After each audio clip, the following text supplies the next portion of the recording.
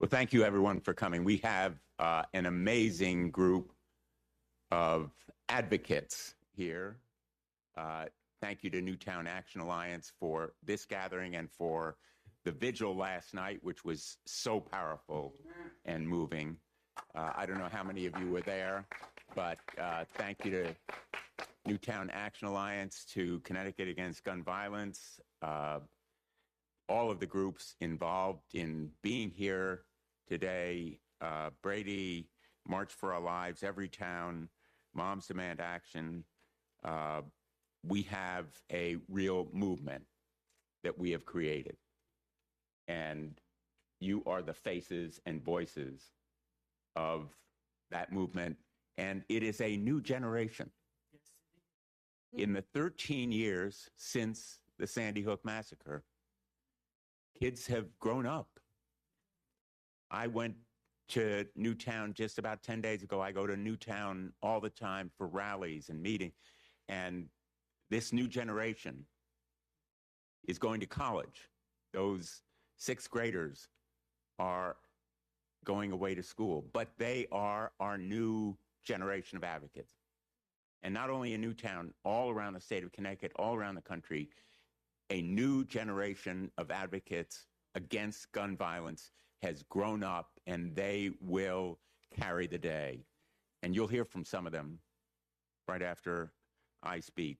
We're lucky to be joined today by Senator Murphy, Congresswoman Hayes. We may be joined by Congresswoman DeLauro, Larson, and Himes. But the real stars of today are Miracle Anderson. Thank you for being here, Miracle. And as you have just heard, her sister, Mackenzie, turned 8 today. Oh, They're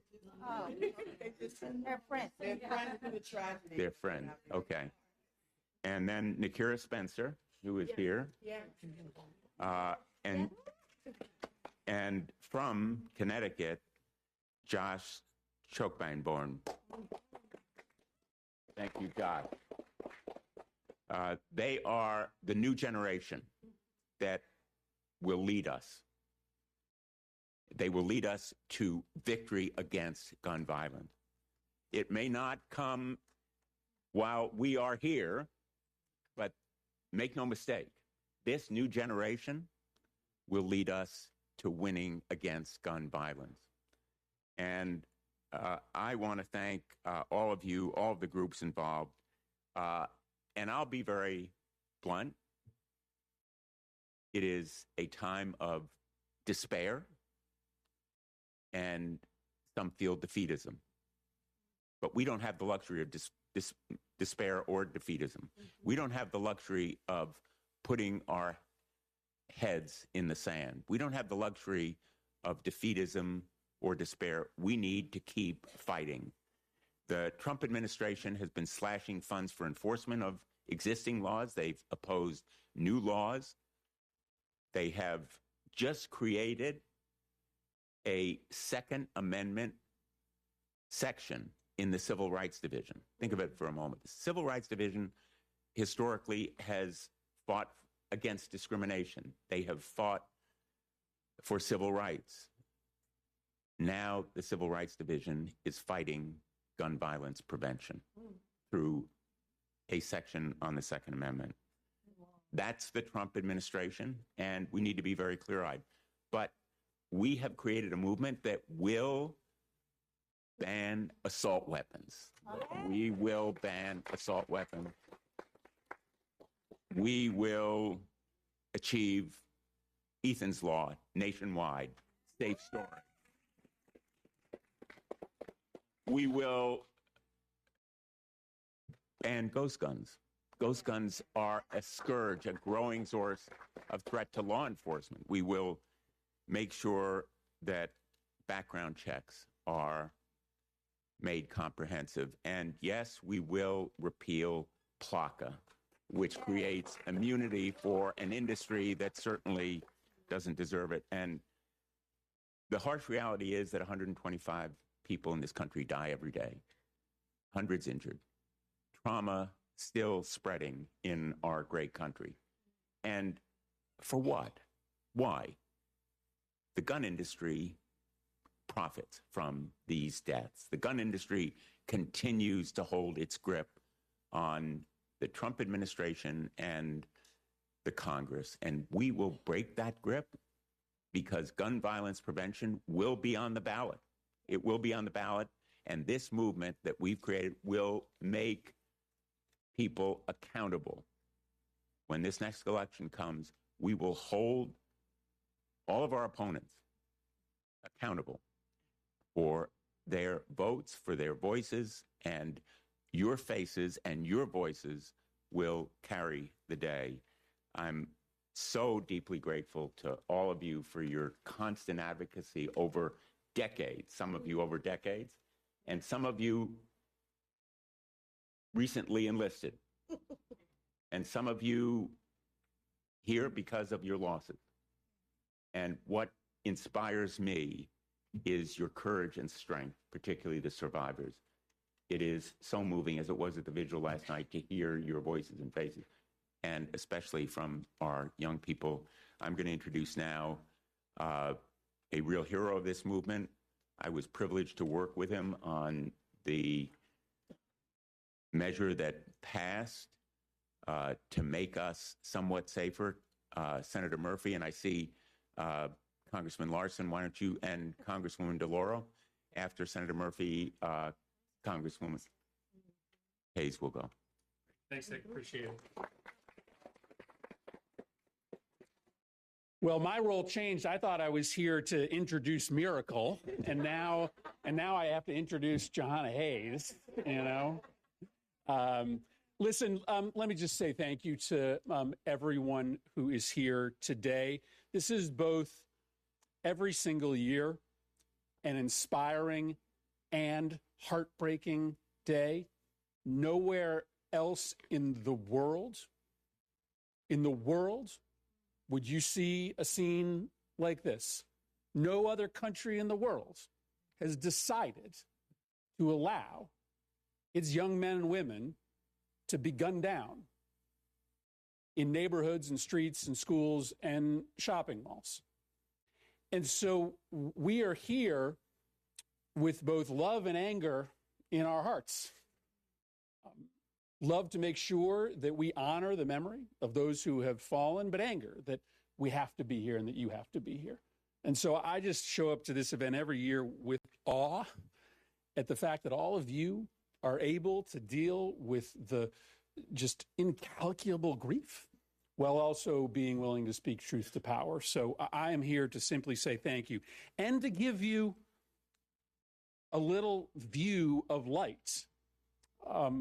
As Dick mentioned a few years ago, we were able to pass, with your support and help, the first anti-gun violence bill in Washington in 30 years. The bill was opposed by the NRA, opposed by every gun group, but because of your power, right, because of your voice, we got the Bipartisan Safer Communities Act passed. Now, was it everything we wanted? No way. It wasn't close. But let me tell you what happened. As soon as we passed that piece of legislation, gun violence rates in this country started to plummet. The number of school shootings started to go down. The number of urban homicides started to go down. We won't be satisfied until those numbers are zero, but we proved that when you tighten the gun laws of this country and you just make it a little bit harder for the wrong people to get their hands on weapons, we save lives, and not dozens of lives, not hundreds of lives, but thousands of lives. Now, Sam Saylor knows this, but even though we've had a rough fall in Hartford, we were on track and may get back on track to have the lowest number of gun homicides in Hartford, the community that we live in our living memory. And that's because, in part, of what we did together. And so this is a day where our hearts are heavy, but we now know, given what we were able to do in the summer of 2022, passing that legislation, making 5 important changes to gun laws, putting money into the communities in which you live to try to interrupt the cycles of violence, that organizing makes a difference. Now, we should be passing laws every single year. I wish we were. but we are going to wake up every day with the confidence that our cause is so righteous, that if we do the work, there will be more and more moments like that summer in 2022 when we can make another difference and save thousands of other lives. So I'm just, again, awestruck that you all are here, but I want you to have that confidence, that knowledge that your advocacy does and has saved lives. We just have more work to do. A great soldier in this fight in the House of Representatives who represents the community of Newtown, who has taught the kids in her classroom in Waterbury, Connecticut, who fear for their lives when they walk to and from school. Please welcome Congresswoman John Hayes.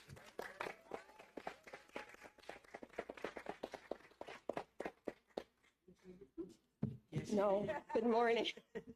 Good morning. Good morning. I'm in prayer. I'm gonna work really hard to behave this morning, but as you can imagine, well, I tossed and turned last night and I was up because these gatherings are, we come together, we celebrate, we reinvigorate, and we support each other, but at the same time, it's sad that we even have to have them.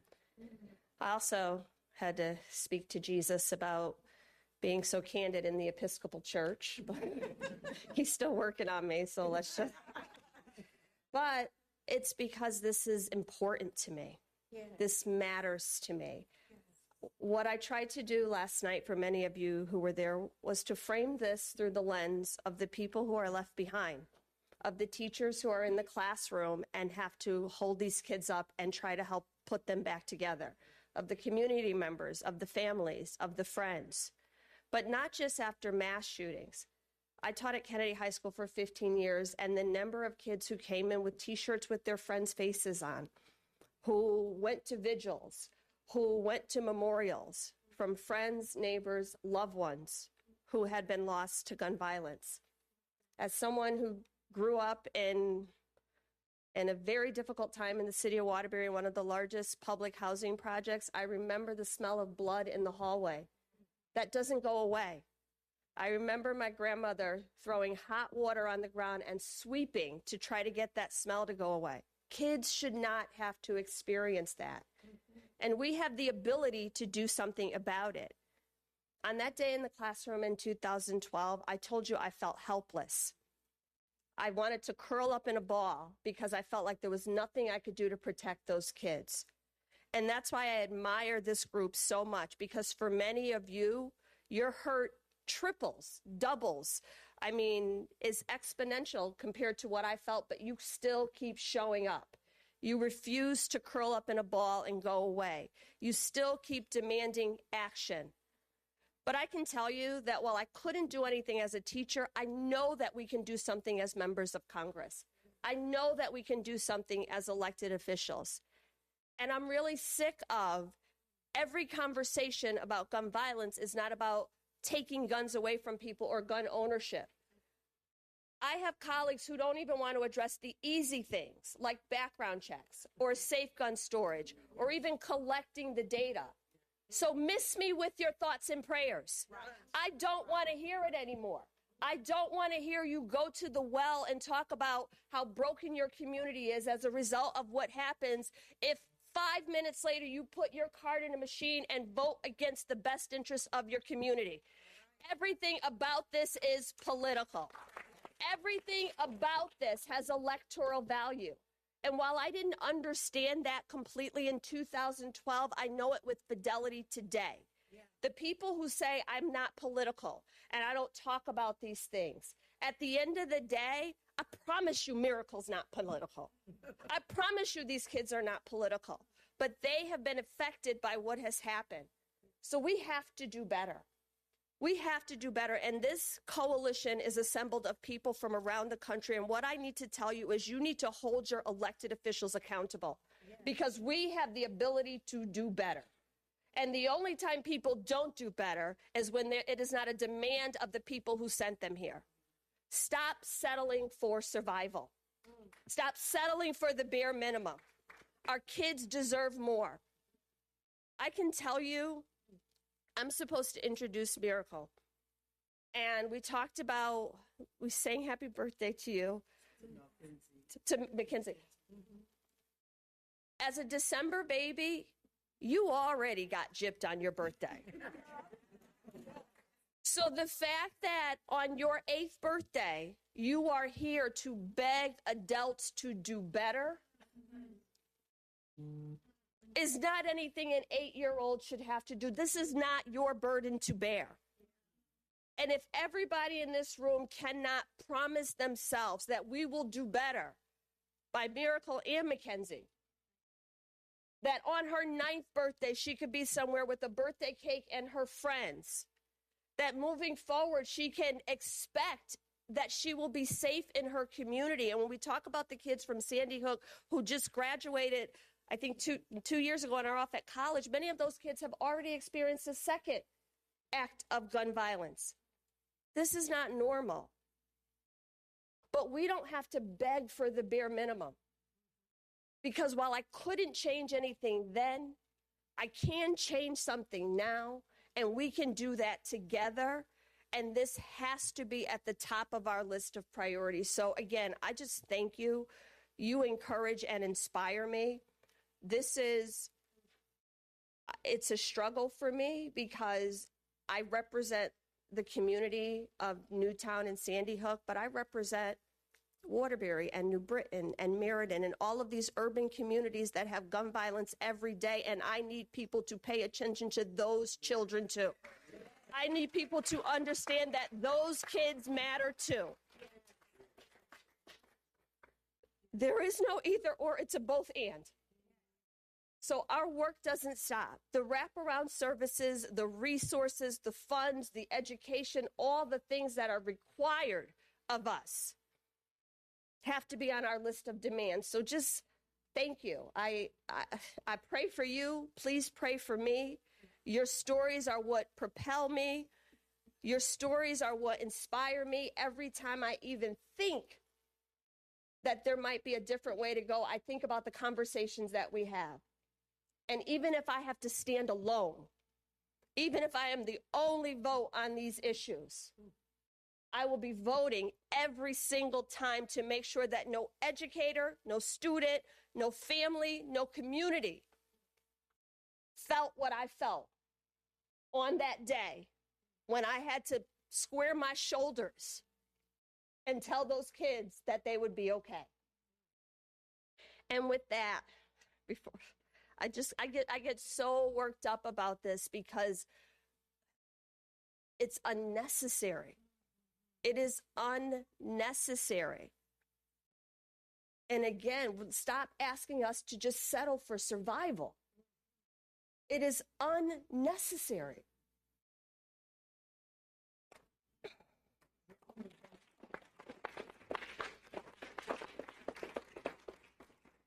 You ready? So, I got a box for you, baby.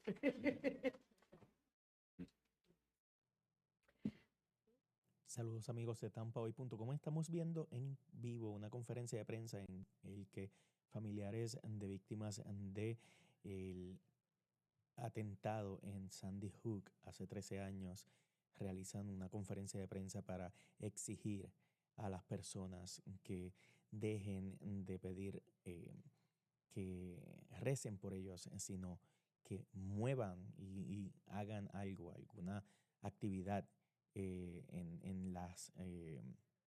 el comportamiento de la sociedad para que la violencia armada ya se detenga. Ahora estamos escuchando a una niña que cumple años este diciembre y están brindándole consejos y ahora vamos a escuchar lo que le dicen.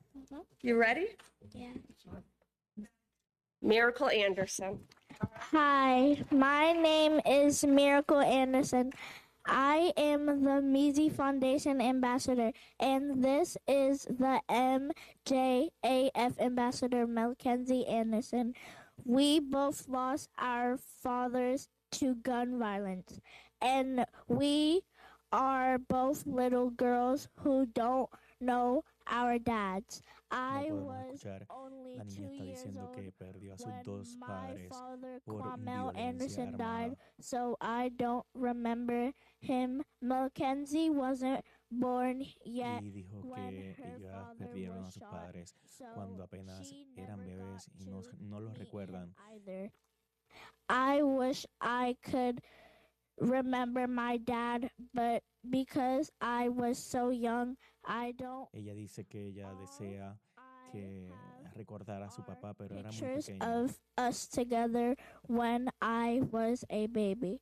People say Cuando he perdió loved la to vida read y ella era una niña, books una bebé. like The Art of War, and I love reading too.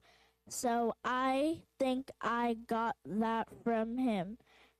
It's Ella sad dice not que having a piensa dad que ella tomó la, el amor por la lectura por su padre, a pesar de que no lo conoció. We work in our father's foundation with our families, so their names stay alive, and so Y crearon other una kids fundación para don't que el nombre de sus padres sigan have to vivos grow up en las like us comunidades without y their crean de esa manera una Congress inspiración a needs otro to a hacer el cambio. make kids safe and help parents stay safe too, so kids don't feel sad like we do.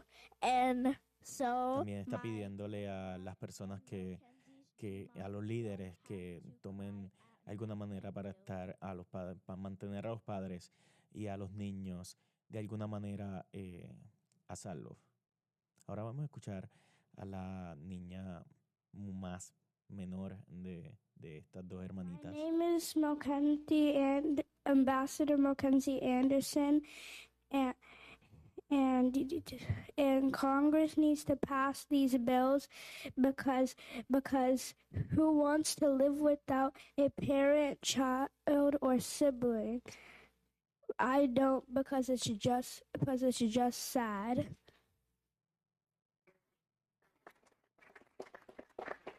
Como pudimos escuchar, estas dos niñas ofrecieron sus declaraciones por primera vez ante medios de comunicación en todo el mundo y también en Estados Unidos, que están pendientes a esta conferencia de prensa en la que estas familias de víctimas de Sandy Hook se han reunido durante la mañana de hoy en Estados Unidos para hacer conmemoración a las vidas perdidas de sus familiares hace 13 años en esta escuela cuando fueron atacados.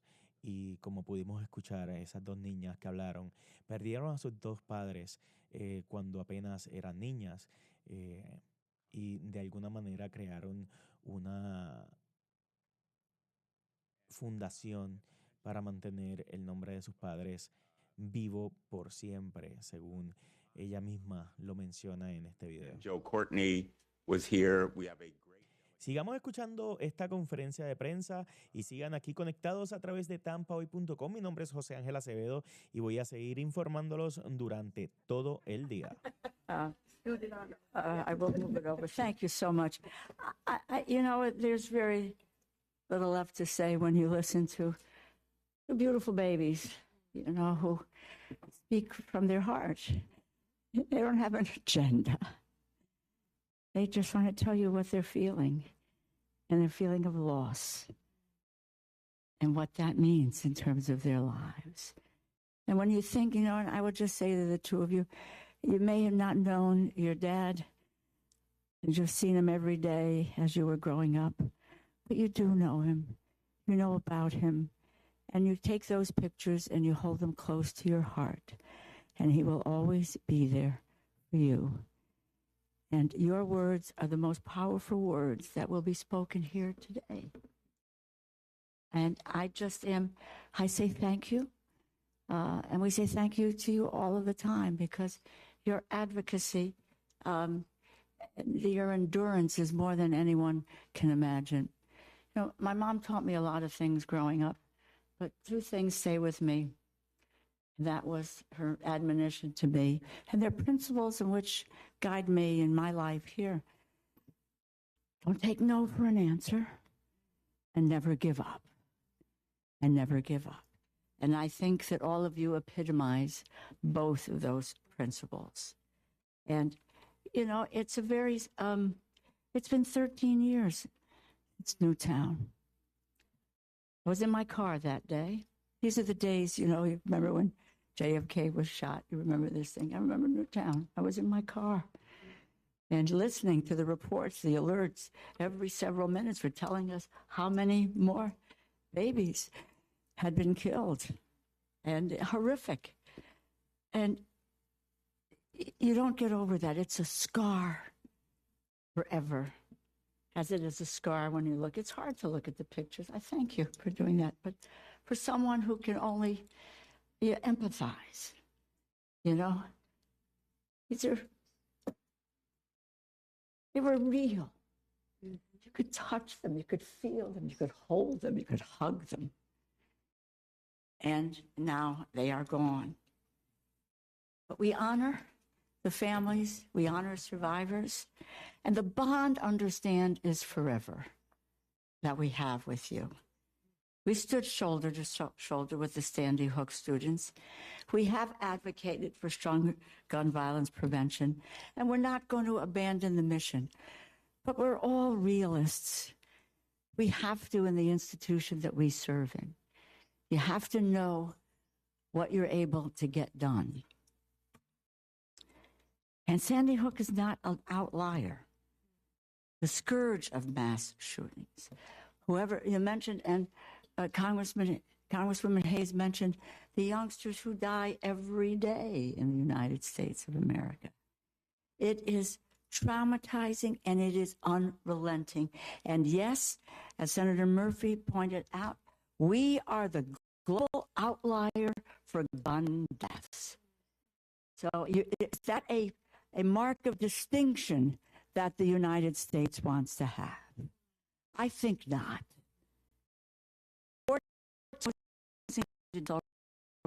387 mass shootings. It is unfathomable the amount of death and grief that occurs in this country every day. Day by day, the numbers climb. Easy access to firearms turns disagreements into deaths. You have a disagreement with someone today, a gun is pulled out, and someone is shot and killed. It's not, let's go sit down and work this out. No, what the hell happened? What happened? So all of this is a direct consequence of lax gun laws. And we can do something about it. It may not be, I'll be honest with you, in the next year and a half or 2 years. But by God, we have to never let up until we make it happen. And it will happen because of the will of the people. And you know what? And it is a political, as Congresswoman Hayes says. So those who are there and won't go there shouldn't be there. Let's get them the hell out of their jobs. Let's get them the hell out of their jobs. And let them do the job that people send them here to do and who send us here to do. That's what our obligation is. That is what our responsibility is. That is a moral responsibility because this winds up in deaths. It's not a road, a bridge, a helicopter, whatever the hell it is. It is somebody dying. And that has got to be avoided. We need to build the momentum. We need to make it stronger. And we need to keep up the fight and never flag. And I will tell you, I live by those two principles. Never give up and don't take no for an answer. And the strength and courage of this group is manifested every day. And I know where you will be. And please know that we are with you. As hard as it is sometimes saying, what can you guys do? What are you doing? We're doing what we can, and we are not going to stop doing that. So thank you. God bless you. God bless you.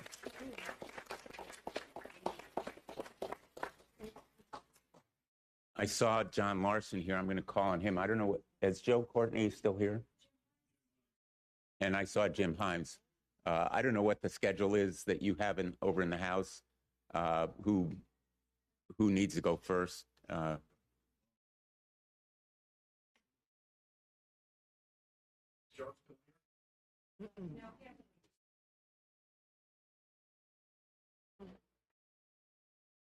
Good afternoon, everyone. Thank you from the bottom of our hearts for what you're doing. It would be great if Congress follows. Senator Murphy said it best in terms of imagine 3 decades before legislation was voted on. That is sometimes the way things work in a democracy. But when the youth of our country stand up and speak, and all of you, that's what makes the difference. George Washington, 250 years ago, was worried to death that the Continental Army that he was commanding was about to dissipate. They had been struggling against Great Britain. They were just outside of Boston, and the then Continental Congress was meeting. And that Continental Congress was driven more by Tories who wanted to reconcile with the crown. And then a guy named Thomas Paine wrote a book called Common Sense.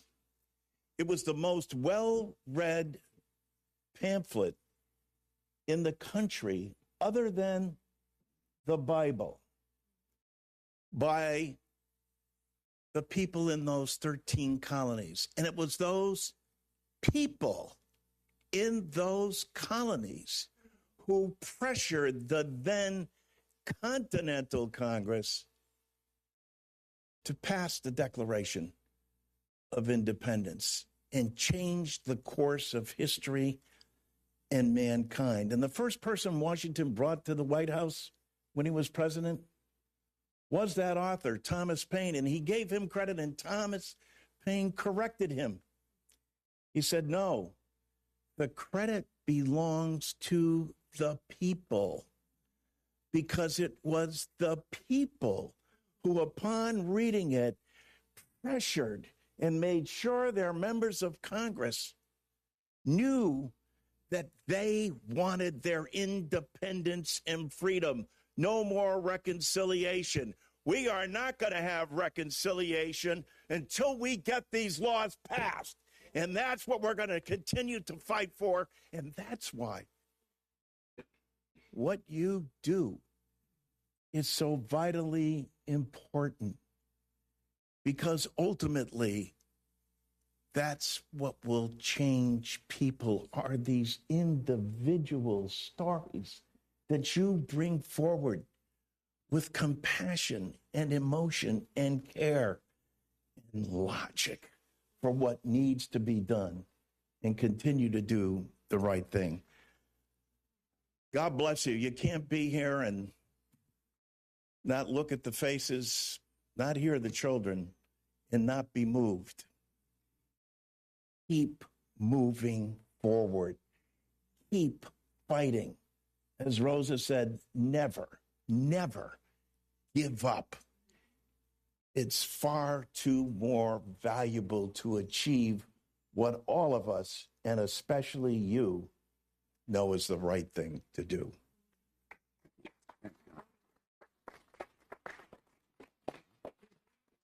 I have the privilege of introducing now Nakira Spencer, another great champion. And she doesn't need the box, I don't think. She doesn't need any aid from any of us this morning. Thank you, Nakira, so much for being here and sharing your story. Hello, everybody.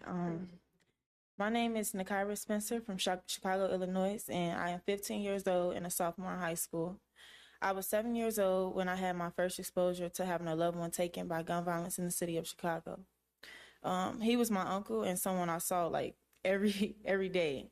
And this was difficult for me and emotionally a lot for someone my age. And since then, I can name about 8 additional friends and loved ones that I have lost due to senseless gun violence. As a young person in my country, this is like frustrating. It's very frustrating. It's upsetting.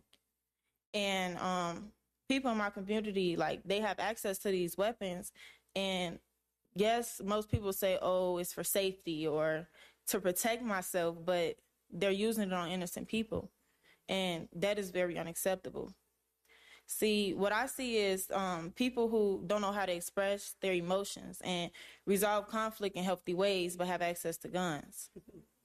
When really they just need positive outlets, people to talk to, a mentor, someone to help them find a new purpose. Like the program Chicago Survivors did for me when my uncle passed. I was in their grief camp 4 years ago, and now here I am today. Sorry, y'all, this is a little hard. And now here I am today talking about the impact and the need to pass gun laws and provide funding and services to the communities to help heal and prevent the cycle of gun violence. There are a lot of young people who are lost, who don't know what to do, who have no one to talk to. There are a lot of parents here who have lost their children, kids who have lost friends, have lost their parents, and that's really hard. No one really knows what to do, how to express their emotions, how to let it out. A lot of people just want to give up. But you got to keep going. I keep going. I lost my best friend, and I still keep going to this day. Please help us honor our loved ones with action by passing the bills that we present to you today. I love everybody in this room, and I hope that y'all can keep going and never give up. Thank you. Thank you. Thank you. We've been joined by Congressman Himes of the 4th Congressional District, who is also a tireless champion of gun violence prevention. And he's my congressman, and I'm pleased to introduce him. Thank you, and good morning, everybody. I think I may be gratefully the last elected official you will hear from today, and I say that because we are here to bear witness with you and to love you, because you had the whole Connecticut delegation here. We're doing the work, and lots of others are doing the work too, but it's not enough to do the work. You got to do the work after you have borne witness to the passion and the pain of the Anderson sisters, of all of you, the photographs that we see, because we are opposed by commercial interests with money. We are opposed by ignorance. We are opposed by fear of doing the right thing. And so we need you to bear witness, to steel our spines for the fight ahead. So thank you for that witness, and thank you in particular for being here. I have been blessed by God to not be touched. Neither of my children nor my parents were victims of gun violence. I don't know how you do it. I am stunned by your strength. Thank you for doing that, because we need that witness. We need that passion. And know that you got hundreds of people. You heard from the Connecticut delegation, hundreds of people in this building and over on the House side who are pushing every single day. Not enough. We need a little bit more. And that's where you all come in. Knock on those doors, hold people accountable, demand, show the photos, speak for the children. Because eventually, as we know, as Senator Murphy outlined so well, we will prevail. We will prevail with your passion and your commitment. Thank you, everybody. Our last speaker today, and we're not going in order of importance, is someone from Connecticut who has a family connection to Sandy Hook through his brother. Josh Chokeman-Born is here today from the Newtown community, and we're really proud that you're here, Josh. Thank you.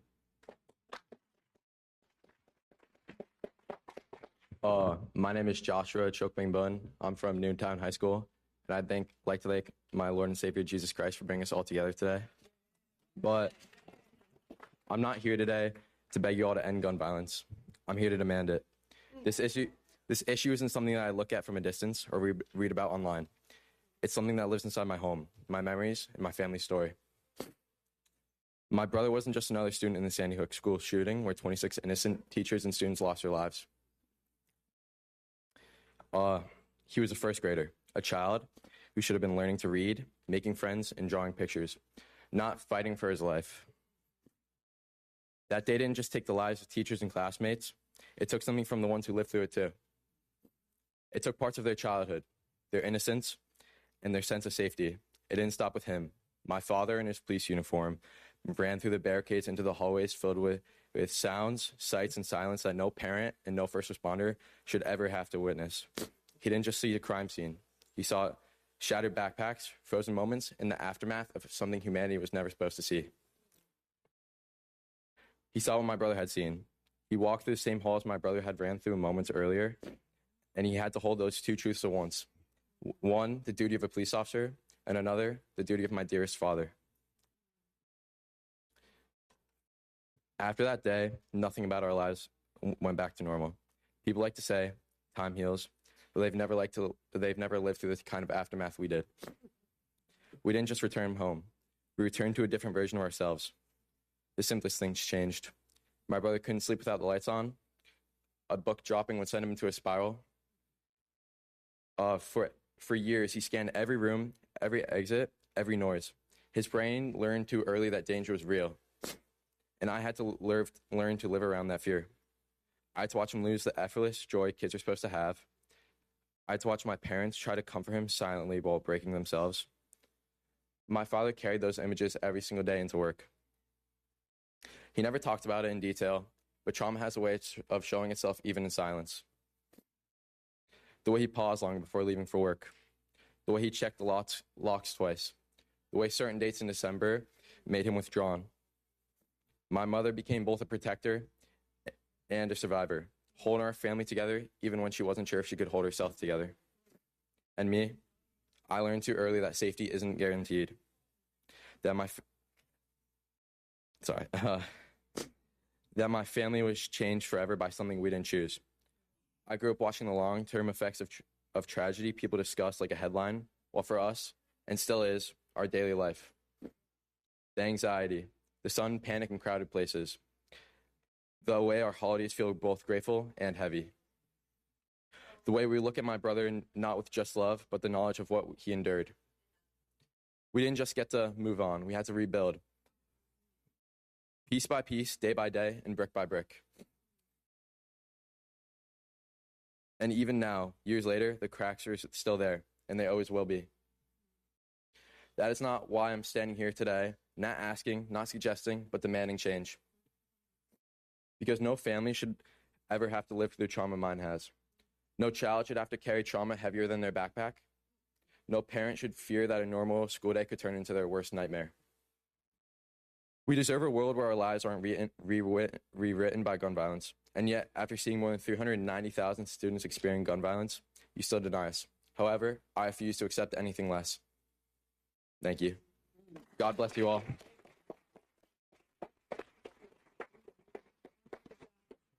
Well, thank you again. I can tell you after hearing Josh and Miracle, Mackenzie, Nikira, I have no doubt we're going to win. And to all of you, thank you for being here. Never doubt that you are making a difference. Thank you all for your courage and your strength. Thank you.